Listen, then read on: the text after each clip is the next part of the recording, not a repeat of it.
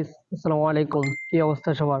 তো আশা করি সকলে আল্লাহর রহমতে ভালো আছেন। তো প্রিভিউতে যে ভিডিওটি দেখলাম ওই ভিডিওটি কিভাবে তৈরি করা যায় এটাই আজকে এই ভিডিওর মাধ্যমে দেখাবো। তো ওই ভিডিওটি তৈরি করতে আমাদের ক্যাপকাট অ্যাপসটি দরকার পড়বে। ক্যাপকাট অ্যাপসটি আমরা প্লে স্টোরে চলে আসলেই পেয়ে যাবো।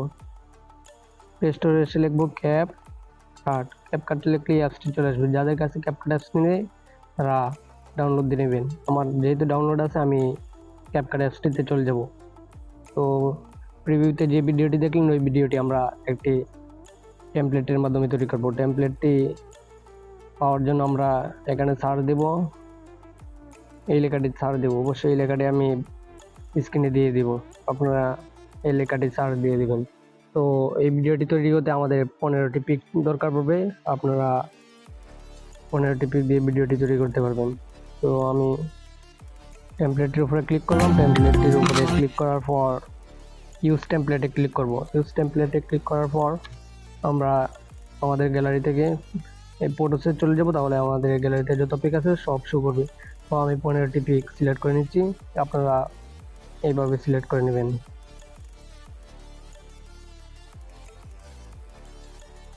তো আমি 15টি পিক সিলেক্ট করে নিয়েছি। তারপরে প্রিভিউতে ক্লিক করবেন, তারপরে একটু লোডিং নিয়ে ভিডিওটি তৈরি হয়ে যাবে। তো আমার ভিডিওটি তৈরি হয়ে গেছে। এই ভিডিওটি এখন যেহেতু অন্য আর কি ইউটিউব সাইজ আছে, তো এটি আমাদের আবার টিকটকের সাইজ করে সোজা করতে হবে। তো আগে আমরা ভিডিওটি এক্সপোর্ট করব। এক্সপোর্ট করার জন্য এক্সপোর্টে ক্লিক করব, তারপরে এক্সপোর্ট উইথাউট ওয়াটারমার্ক ক্লিক করব, তাহলে এই ওয়াটারমার্ক ছাড়া ভিডিওটি এক্সপোর্ট হয়ে যাবে। তো ভিডিওটি এক্সপোর্ট হচ্ছে। তো যারা এখন আমাদের চ্যানেলটি সাবস্ক্রাইব করে নেন তারা অবশ্যই প্রতিনিয়ত এরকম ইন্টারেস্টিং ভিডিও পেতে আমাদের চ্যানেলটি সাবস্ক্রাইব করে আমাদের পাশে থাকবেন। পরবর্তী ভিডিও নোটিফিকেশন পেতে চ্যানেলটি সাবস্ক্রাইব করে বেল আইকনটি বাজিয়ে দিবেন। তো ভিডিওটি আমার এক্সপোর্ট হয়ে গেছে। এক্সপোর্ট হওয়ার পর ডানে ক্লিক করব। ডানে ক্লিক করার পর আমি ব্রেকে চলে আসবো। ব্রেকে